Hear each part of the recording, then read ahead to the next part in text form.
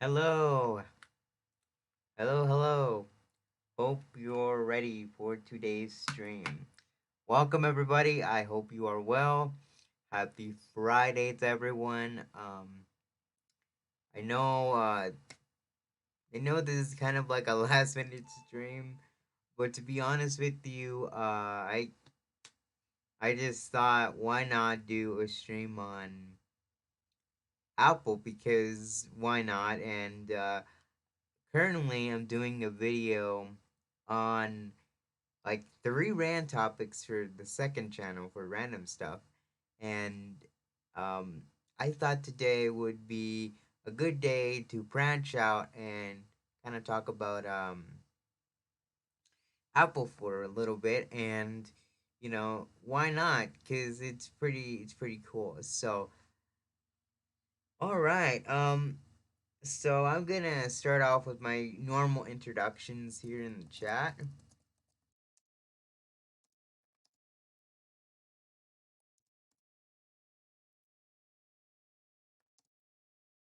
Let everybody get settled in for this stream today, and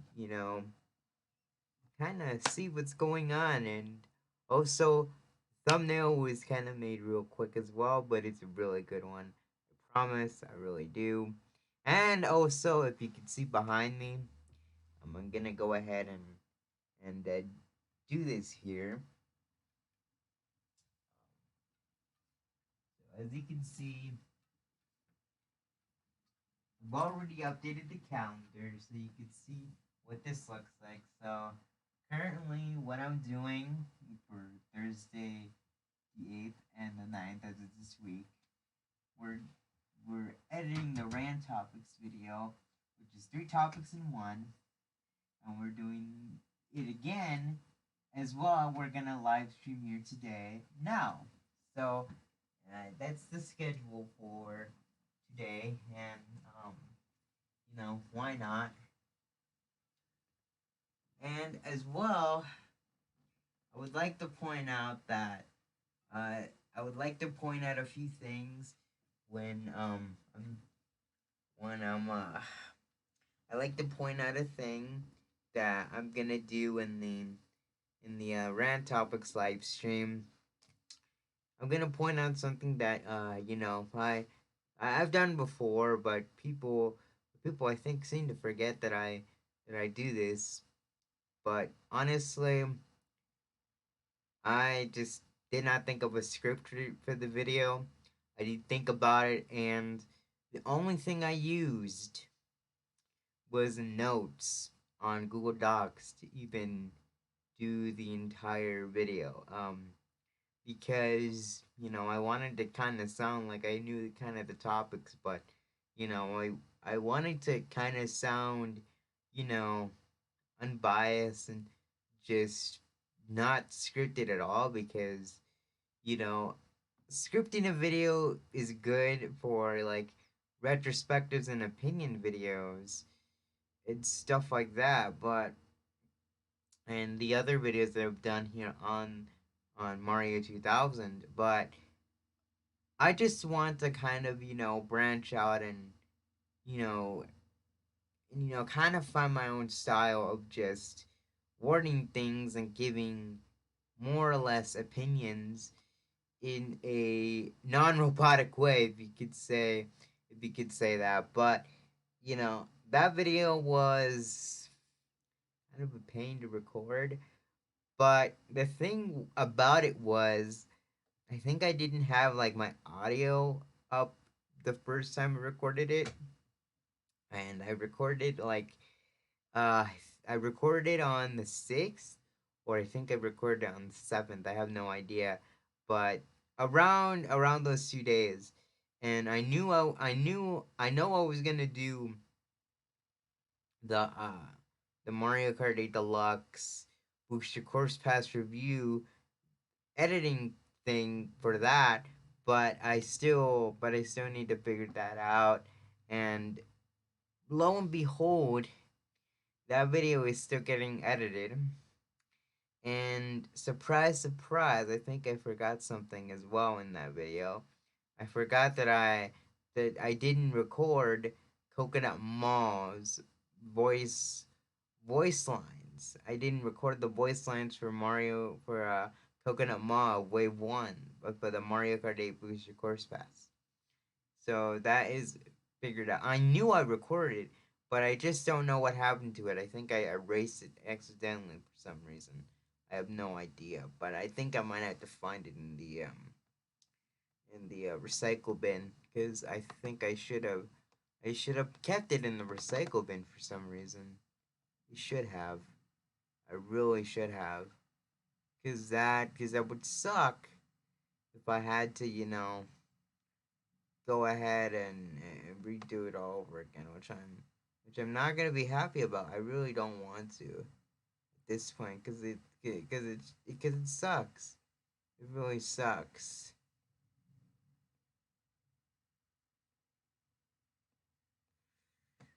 Okay, and then let's see. Yeah, no, it's not gonna pop up here, but anyway, I'm gonna have to re-record that again. I really don't want to, but lo and behold, think I just didn't didn't figure that out yet. So, but anyway, we're gonna start this and we're gonna have fun today. So, let's apple it up, like the title says. So, we're gonna talk about Apple, and like I explained, it's one of the topics, a small topic, in in a rant video that I'm gonna do. So here we go. So we're gonna do the first video. So Apple has, it's not my favorite company, and to be honest with you, Apple has not really impressed me with their products. And to be honest, I talk about a lot of things in that rant video that pertain to Apple, and I think it was like a 4 or 5 minute spiel that I gave, and I said that that the phones are that Apple doesn't really innovate, which I could attest to that. Apple does not innovate for any reason at all, and I'll be the first to admit, you know, I that's main reason why I don't like Apple because they don't innovate as well. You know,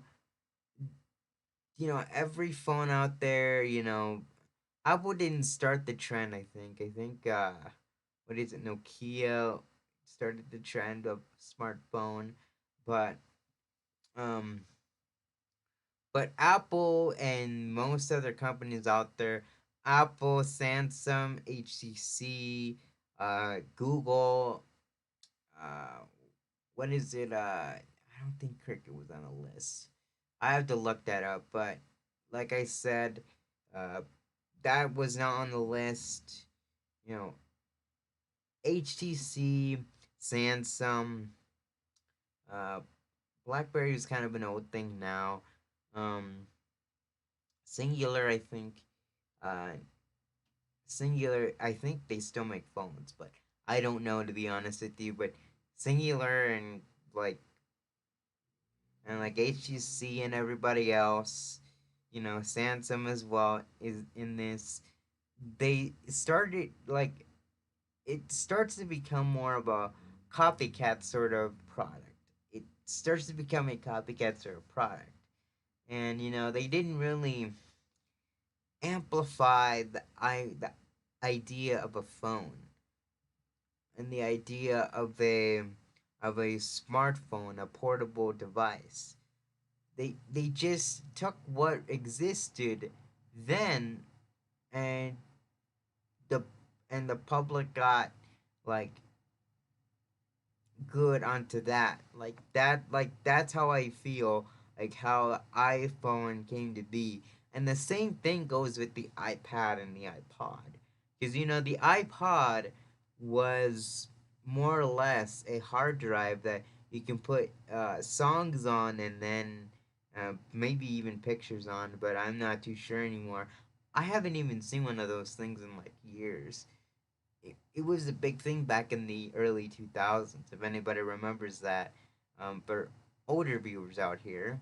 But like I said, um, you know, something like that, so you understand. But anyway, we're gonna start with this, and the first video we're gonna do is the first iPhone, and this is where Steve Jobs introduces the iPhone back in 2007, which is a long time ago actually. Which I was born then, but I wasn't like I was too little to realize what iPhone was. So you understand. Anyway, let's go ahead and do this, and I'm gonna show the edits later. So let's go ahead and take this out.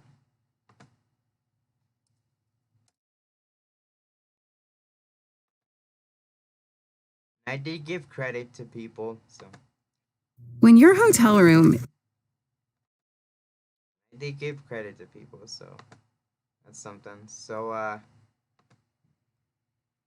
ignore the Airbnb uh, advertisement. That advertisement is it's kind of dumb, actually. Can't wait for the Super Bowl. Wow, it looks Okay, another Super Bowl commercial. We're gonna go ahead and redo that over again.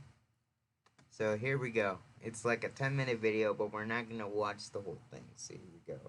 We're gonna only watch until like what he explains the iPhone, what it could do. Like this is back in like '07 when the iPhone was first introduced. This is when Steve Jobs was still here. So here we go. This is a day I've been looking forward to for 2.5 years. This is a day I've been looking forward to for 2.5 years.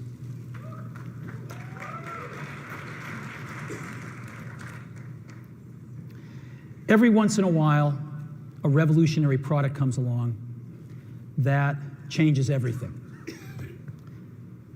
And Apple has been, well, first of all, one's very fortunate if you get to work on just one of these in your career. Apple's been very fortunate. It's been able to introduce a few of these into the world.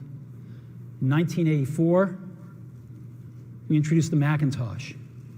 It didn't just change Apple, it changed the whole computer industry.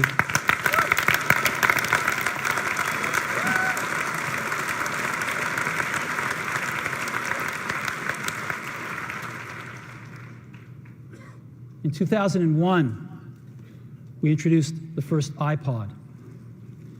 And it didn't just change the way we all listen to music, it changed the entire music industry. Well, today, we're introducing 3 revolutionary products of this class. The first one is a widescreen iPod with touch controls.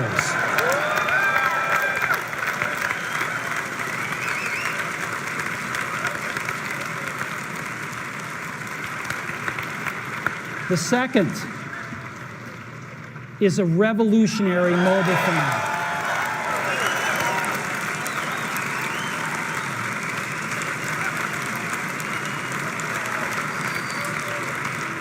And the third is a breakthrough internet communications device. So, 3 things: a widescreen iPod with touch controls, a revolutionary mobile phone, and a breakthrough internet communications device. An iPod, a phone, and an internet communicator. An iPod, a phone. Are you getting it? Yeah. These are not 3 separate devices. This is one device. And we are calling it iPhone. Today, Apple is going to reinvent the phone. And here it is.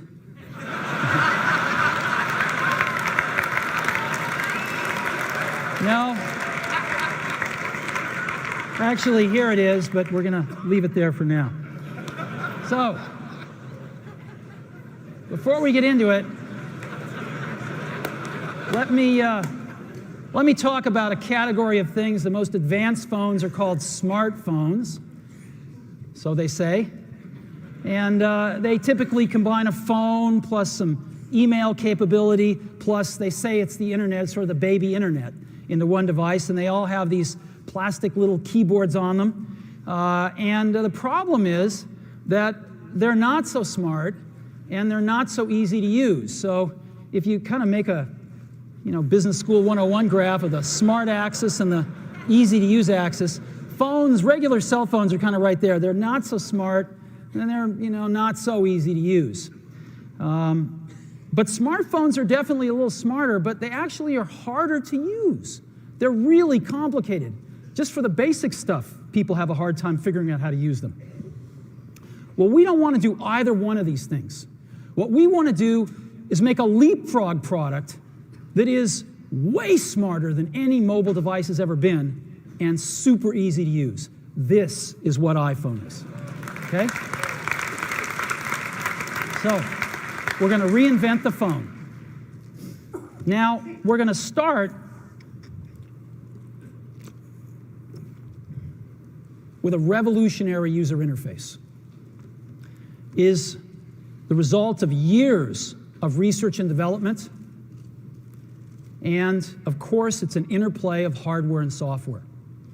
Now, why do we need a revolutionary user interface? I mean, here's 4 smartphones, right? Motorola Q, the BlackBerry, Palm Treo, Nokia E62, the usual suspects.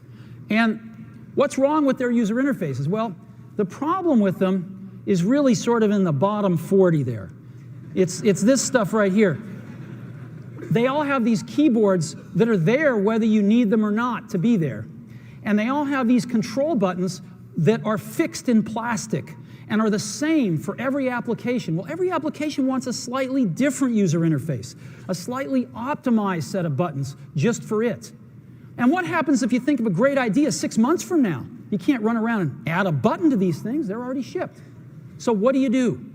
It doesn't work because the buttons and the controls can't change. They can't change for each application, and they can't change down the road if you think of another great idea you want to add to this product. Well, how do you solve this? It turns out we have solved it. We solved it in computers 20 years ago. We solved it with a bitmap screen that could display anything we want, put any user interface up, and a pointing device. We solved it with the mouse, right?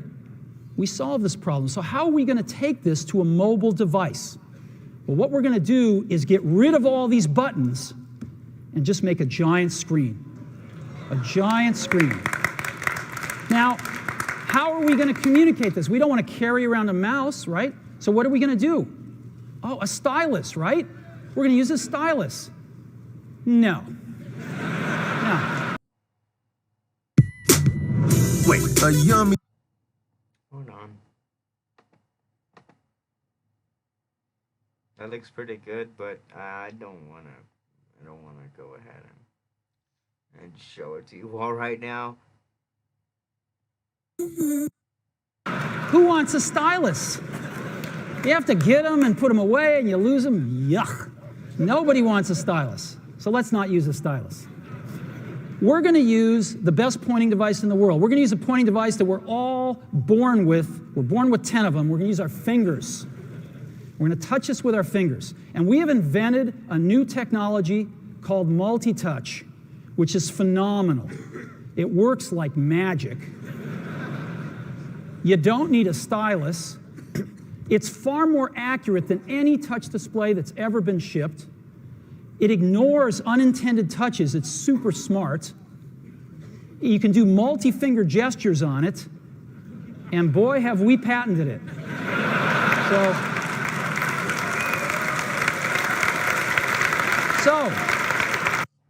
All right. We're not gonna watch the whole thing, but you get the idea of of what uh what Steve Jobs is trying to do there. But you know, he wanted to kind of reinvent the iPhone.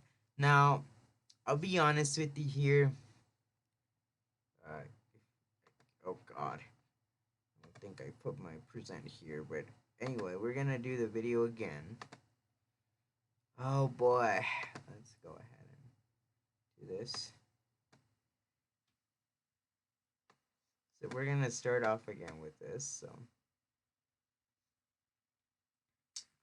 was I supposed to put it here? So, anyway, let's go ahead.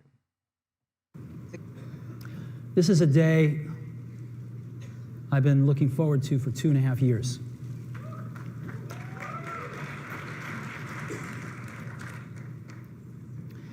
Every once in a while, a revolutionary product comes along that changes everything. And Apple has been, well, first of all, one's very fortunate if you get to work on just one of these in your career. Apple's been very fortunate. It's been able to introduce a few of these into the world. In 1984, we introduced the Macintosh. It didn't just change Apple, it changed the whole computer industry.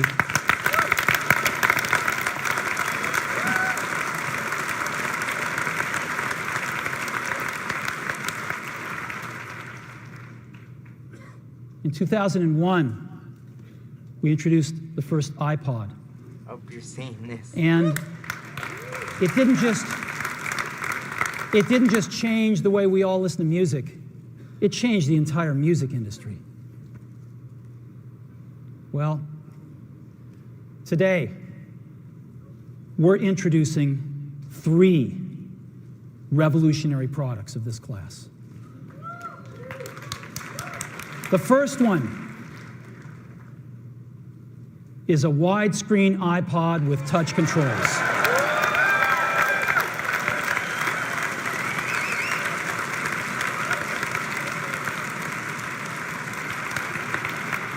The second is a revolutionary mobile phone.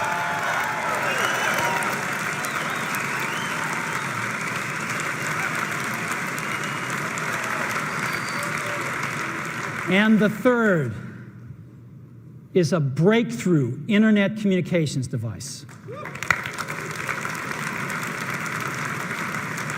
So, 3 things: a widescreen iPod with touch controls, a revolutionary mobile phone, and a breakthrough internet communications device. An iPod, a phone, and an internet communicator. An iPod, a phone. Are you getting it? These are not 3 separate devices. This is one device. And we are calling it iPhone. Today, Apple is going to reinvent the phone. And here it is.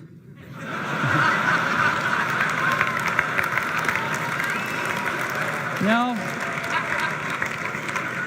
Actually, here it is, but we're going to leave it there for now. So, before we get into it, let me talk about a category of things. The most advanced phones are called smartphones, so they say. And they typically combine a phone plus some email capability, plus they say it's the internet, sort of the baby internet, into one device, and they all have these plastic little keyboards on them. And the problem is that they're not so smart and they're not so easy to use. So if you kind of make a Business School 101 graph of the smart axis and the easy to use axis, phones, regular cell phones are kind of right there. They're not so smart, and they're not so easy to use. But smartphones are definitely a little smarter, but they actually are harder to use. They're really complicated. Just for the basic stuff, people have a hard time figuring out how to use them. Well, we don't want to do either one of these things. What we want to do is make a leapfrog product that is way smarter than any mobile device has ever been and super easy to use. This is what iPhone is. Okay? So, we're going to reinvent the phone. Now, we're going to start with a revolutionary user interface. Is the result of years of research and development, and of course, it's an interplay of hardware and software. Now, why do we need a revolutionary user interface? I mean, here's 4 smartphones, right? Motorola Q, the BlackBerry, Palm Treo, Nokia E62, the usual suspects. And what's wrong with their user interfaces? Well, the problem with them is really sort of in the bottom 40 there. It's this stuff right here. They all have these keyboards that are there whether you need them or not to be there. And they all have these control buttons that are fixed in plastic and are the same for every application. Well, every application wants a slightly different user interface, a slightly optimized set of buttons just for it. And what happens if you think of a great idea 6 months from now? You can't run around and add a button to these things. They're already shipped. So what do? It doesn't work because the buttons and the controls can't change. They can't change for each application, and they can't change down the road if you think of another great idea you want to add to this product. Well, how do you solve this? It turns out we have solved it. We solved it in computers 20 years ago. We solved it with a bitmap screen that could display anything we want, put any user interface up, and a pointing device. We solved it with the mouse, right? We solved this problem. So how are we going to take this to a mobile device? Well, what we're going to do is get rid of all these buttons and just make a giant screen. A giant screen. Now, how are we going to communicate this? We don't want to carry around a mouse, right? So what are we going to do? Oh, a stylus, right? We're going to use a stylus. No. No. Who wants a stylus? You have to get them and put them away and you lose them. Yuck. Nobody wants a stylus. So let's not use a stylus. We're going to use the best pointing device in the world. We're going to use a pointing device that we're all born with. We're born with 10 of them. We're going to use our fingers. We're going to touch this with our fingers. And we have invented a new technology called multi-touch, which is phenomenal. It works like magic. You don't need a stylus. It's far more accurate than any touch display that's ever been shipped.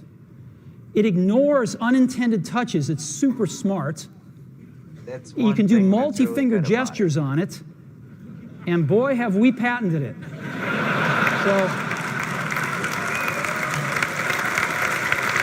So,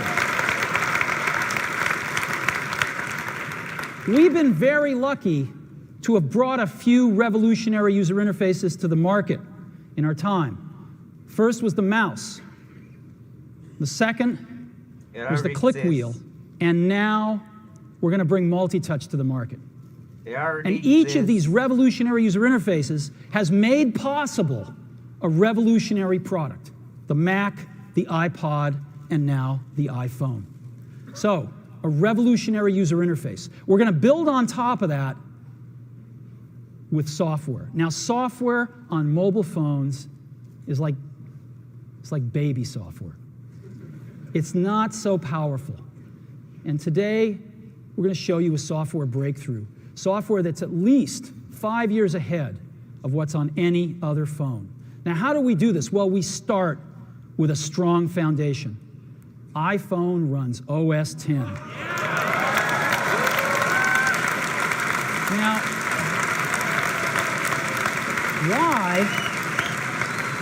Why would we want to run such a sophisticated operating system on a mobile device? Well, because it's got everything we need. It's got multitasking. It's got the best networking. It already knows how to power manage. We've been doing this on mobile computers for years. It's got awesome security. And to write apps, it's got everything from Cocoa and the graphics, and it's got core animation built in, and it's got the audio and video that OS X is famous for. It's got all the stuff we want, and it's built right in to iPhone. And that has let us create desktop-class applications and networking, right? Not the crippled stuff that you find on most phones. This is real desktop-class applications. Now, you know, one of the pioneers of our industry, Alan Kay, has had a lot of great quotes throughout the years. And I ran across one of them recently that explains how we look at this, explains why we go about doing things the way we do, because we love software. And here's the quote: "People who are really serious about software should make their own hardware." You know, Alan said this 30 years ago, and this is how we feel about it. And so we're bringing breakthrough software to a mobile device for the first time. It's 5 years ahead of anything on any other phone. Well, that was amazing. I mean, not really the biggest breakthrough like everybody seems to make it out to be, but it's really good for what it is, I'll be honest. It really is. But honestly, it's not really like the breakthrough that everybody seems to make it out to be. But at the very least, you know, that's kind of the idea for the iPhone. But now we're gonna get into a commercial for the iPhone 3G, the phone that was released like maybe 2 years after the original iPhone. There was like another iPhone after that in 2008. But we're gonna watch this one because why not? And it's a commercial. I don't like commercials, but why not? Let's do this. So here we go.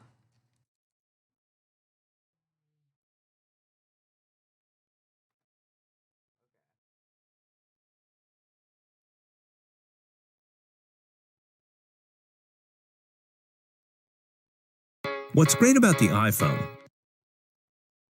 Okay, we're not gonna start it off yet. So we're gonna go ahead and do this. So here we go. What's great about the iPhone is that if you want to check snow conditions on the mountain, there's an app for that. If you want to check how many calories are in your lunch, there's an app for that. And if you want to check where exactly you parked the car, there's even an app for that. Yep, there's an app for just about anything, only on the iPhone.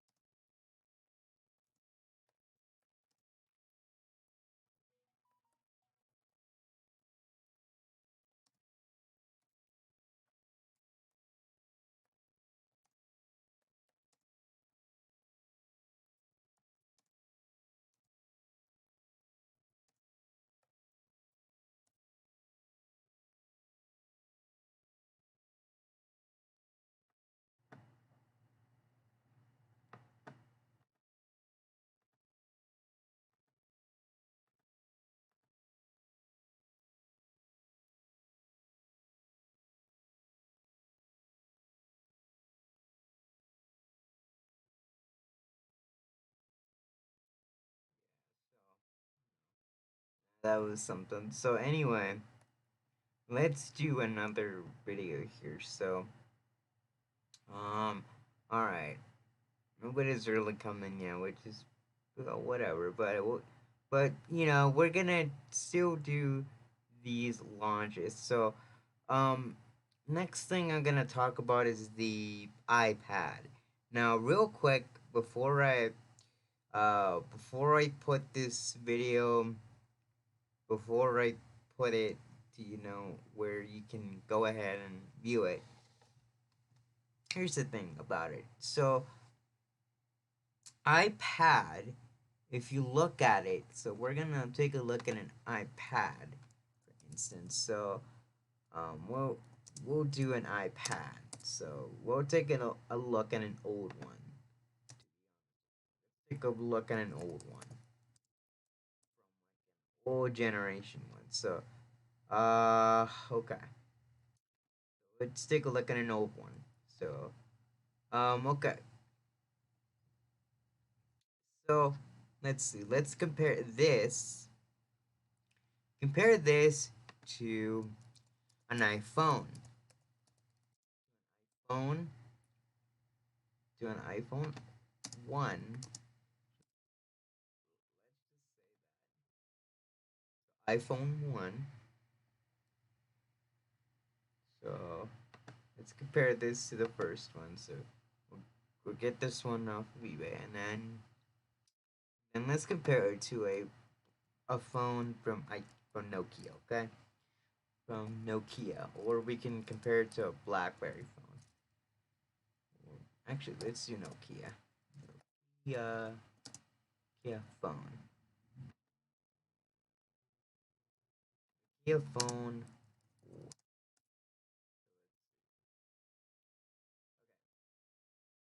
So let's just compare the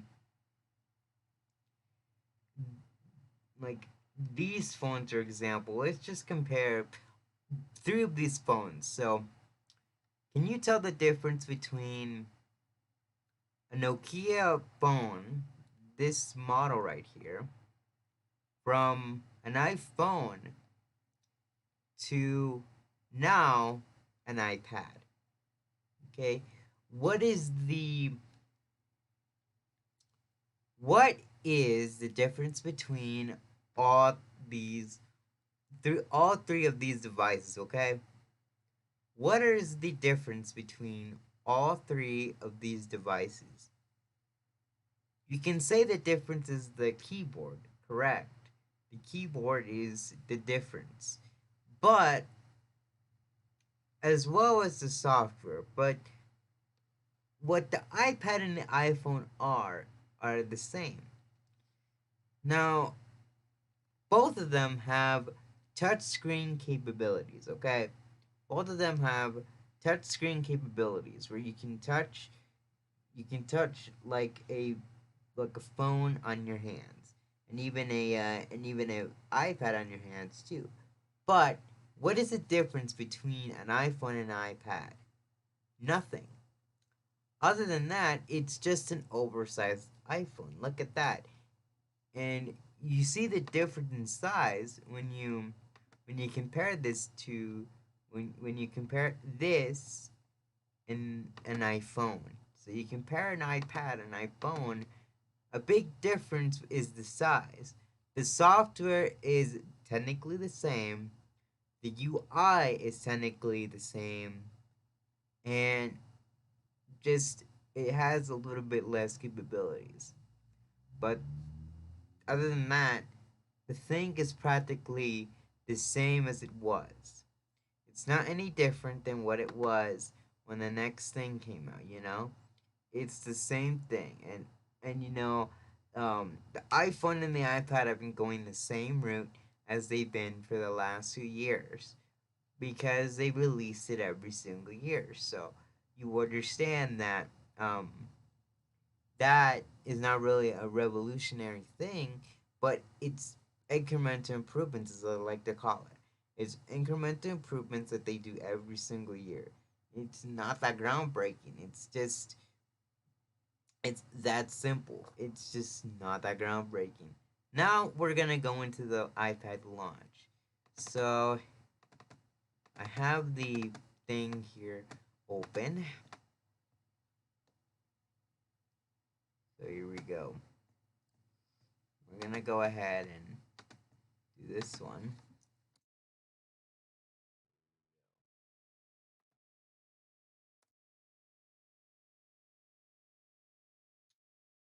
All of us use laptops and smartphones now.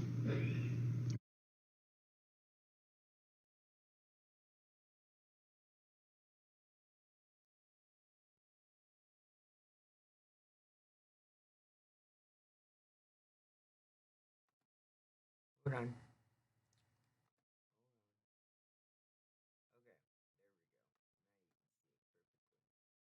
All right, let's start this. All of us use laptops and smartphones now. Everybody uses a laptop and or a smartphone. And the question has arisen lately, is there room for a third category of device in the middle? Something that's between a laptop and a smartphone. And of course, we've pondered this question for years as well. The bar is pretty high. In order to really create a new category of devices, those devices are going to have to be far better at doing some key tasks.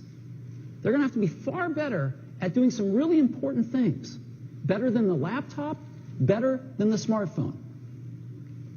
What kind of tasks? Well, things like browsing the web. That's a pretty tall order. Something that's better at browsing the web than a laptop? Okay. Doing email. Enjoying and sharing photographs. Video, watching videos. Enjoying your music collection. Playing games. Reading ebooks. If there's going to be a third category of device, it's going to have to be better at these kinds of tasks than a laptop or a smartphone. Otherwise, it has no reason for being. Now, some people have thought that that's a netbook. The problem is, netbooks aren't better at anything.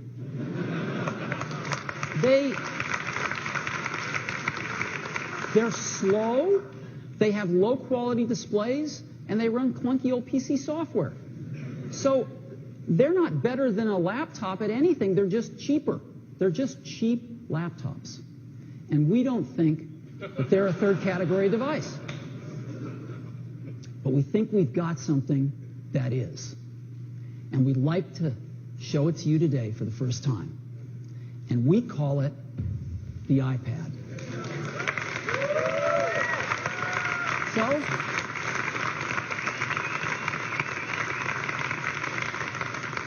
let me show it to you now. This is what it looks like. I happen to have one right here. That's what it looks like. Very thin. It's just like this. So, just give you a little overview. It's very thin.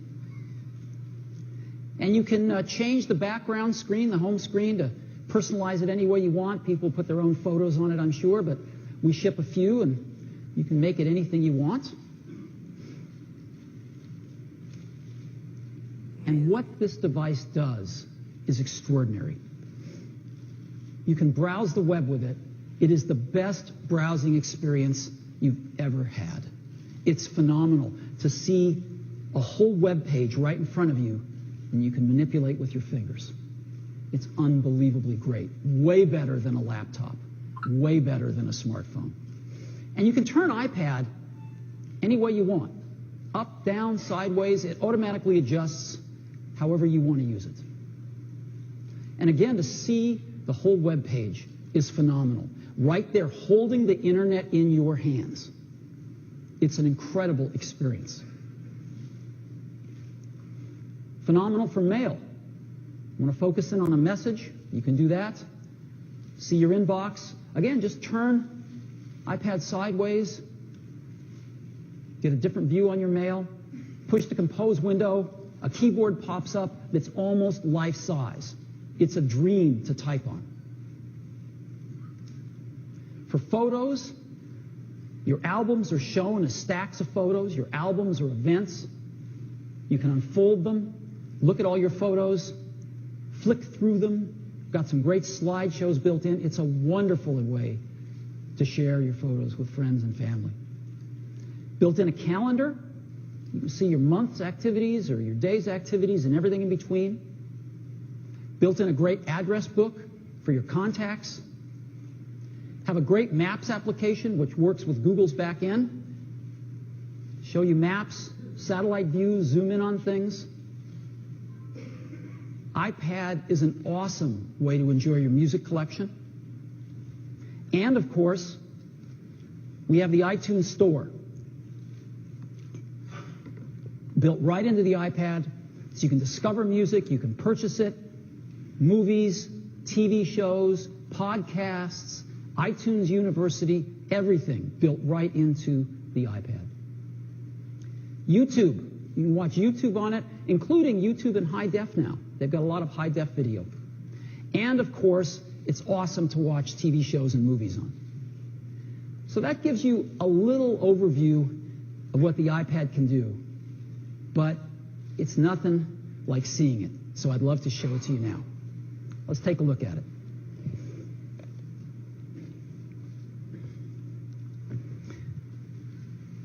Again, using this thing is remarkable. It's so much more intimate than a laptop, and it's so much more capable than a smartphone with this gorgeous large display.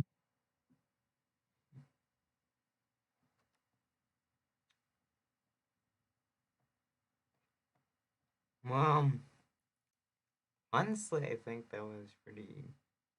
Yeah, that was good, but I would say, like it's just a bigger iPhone. I'm gonna leave it at that. It's not anything that great. So you understand? Yeah, I just don't understand why I get it. Watching things easier on the on YouTube and maybe and browsing the web a little bit easier. We had this stuff like before.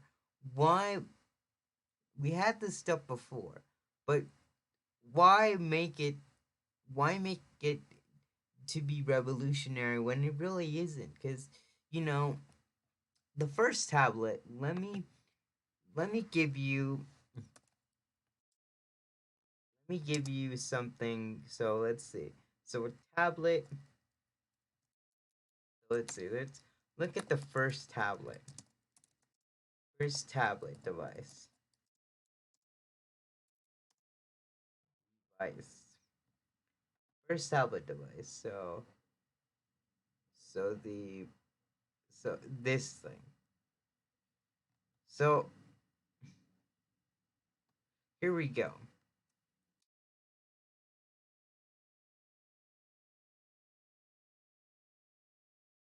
So but here's the tablet, okay?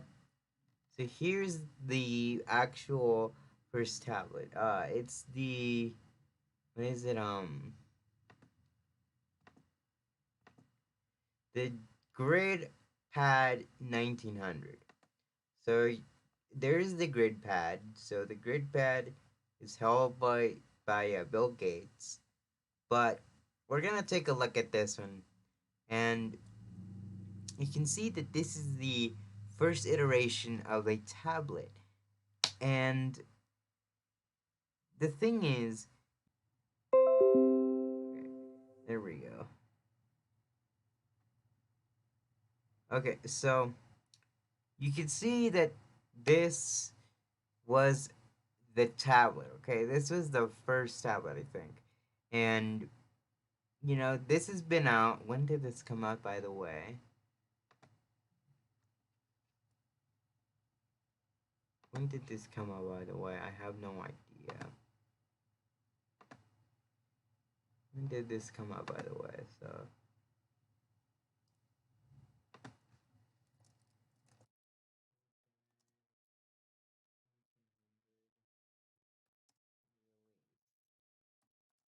did this come out? In 1989. So in 89, so Microsoft developed the first iPad, the first the first tablet device, which was the GradePad 1900. So, if you look at it, if you look at this was the first tablet device. So you can see that this was integrated with MS DOS. You know, when uh 3.1 came out, or yeah, 3.1 just came out. I think 95 was the one to use this right after. I think they discontinued it like in the early 90s. Or actually, no. I think it was like late 2000s, so I might be wrong there. But to be honest with you, this is the tablet device. You know, this was the first step. But the iPad, if you think about it, the iPad didn't really change anything other than it was just another touchscreen device. It was like an oversized iPhone. Like it's just compared to an iPhone.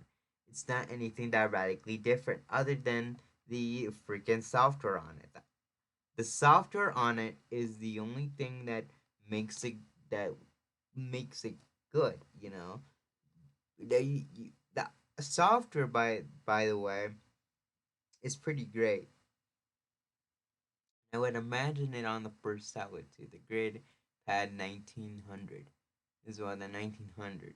So I would say that. So, but you can see that both of these tablets are radically different, but they serve the same purpose. They do serve the same purpose. Apple um just decided to make it really just decided to make it portable, just decided to make it touchscreen. And of course, it's the same thing as the iPhone. So not that radically different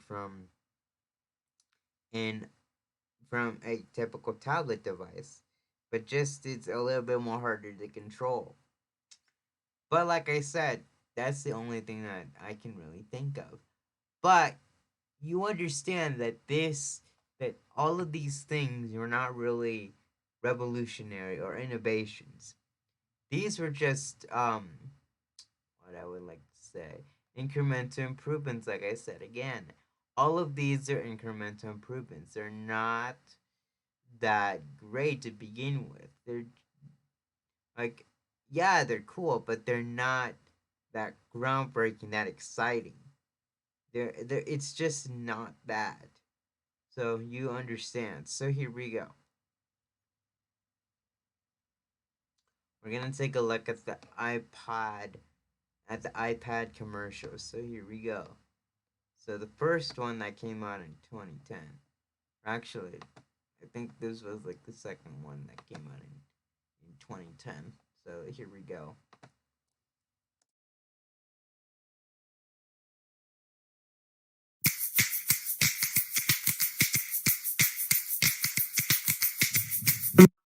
Hold on, guys. This is not what I wanted. There we go. Start it again.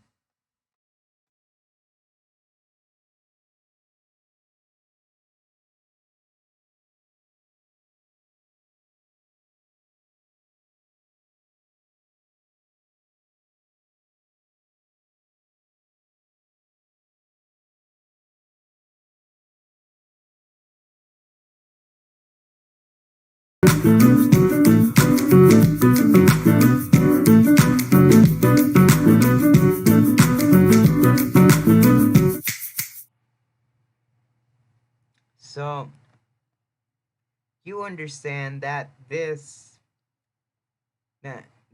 was that all of this they they decided that it was good to market.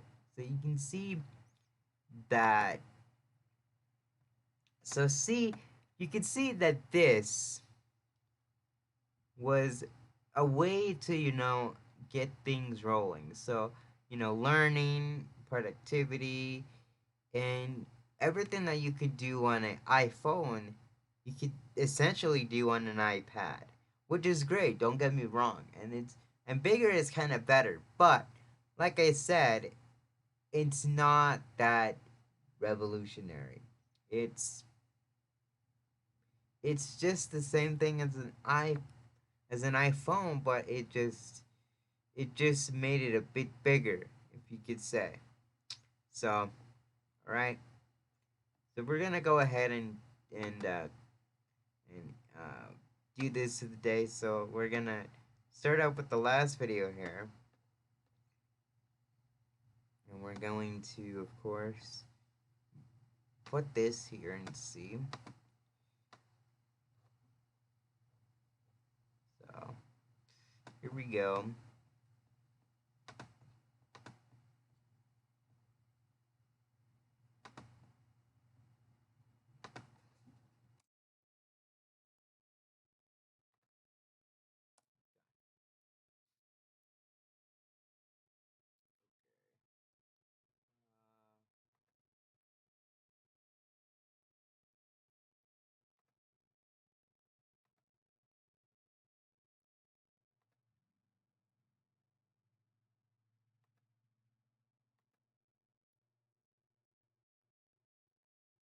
Okay, here we go.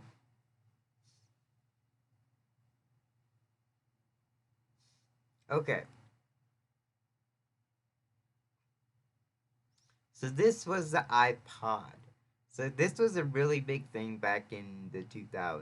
So here we go. Let's watch this and let's get a good idea of what it is. The field that we decided to do it in, the choice we made was music. Now, why music? Well, we love music, and it's always good to do something you love. More importantly, music's a part of everyone's life. Everyone. Music's been around forever. It will always be around. This is not a speculative market. And because it's a part of everyone's life, it's a very large target market all around the world. It knows no boundaries. But interestingly enough, in this whole new digital music revolution, there is no market leader. There are small companies like Creative and Sonic Blue, and then there's some large companies like Sony that haven't had a hit yet. They haven't found the recipe. No one has really found the recipe yet for digital music. And we think not only can we find the recipe, but we think the Apple brand is going to be fantastic because people trust the Apple brand to get their great digital electronics from.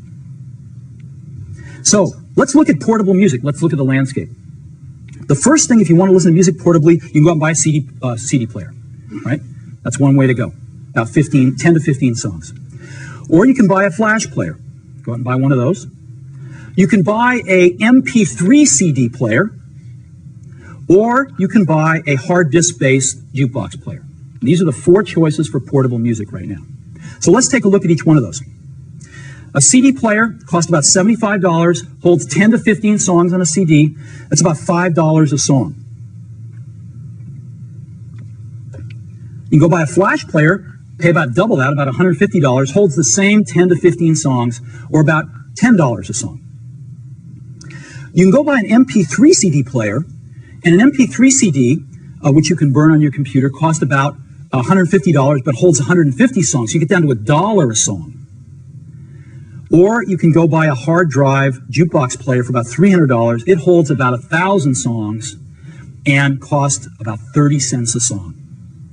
So we looked at this and studied all these, and that's where we want to be. That is where we want to be. And we are introducing a product today that takes us exactly there, and that product is called iPod. iMac, iBook, iPod. What is iPod? iPod is an MP3 music player, has CD quality music, and it plays all of the popular open formats of digital music, MP3, MP3 variable bitrate, WAV, and AIFF. But the biggest thing about iPod is it holds 1,000 songs. Now, this is a quantum leap because for most people, it's their entire music library. This is huge. How many times have you gone on the road with a CD player and said, oh God, I didn't bring a CD I wanted to listen to? To have your whole music library with you at all times is a quantum leap in listening to music. The coolest thing about iPod is that your entire music library fits in your pocket. Okay? You can take your whole music library with you right in your pocket. Never before possible. So that's iPod. There are 3 major breakthroughs in iPod. Let's take a look at each one of them. The first one is it's ultra portable. So if we're going to keep 1,000 songs on iPod and it fits in your pocket, how do we do this? How do we possibly do this?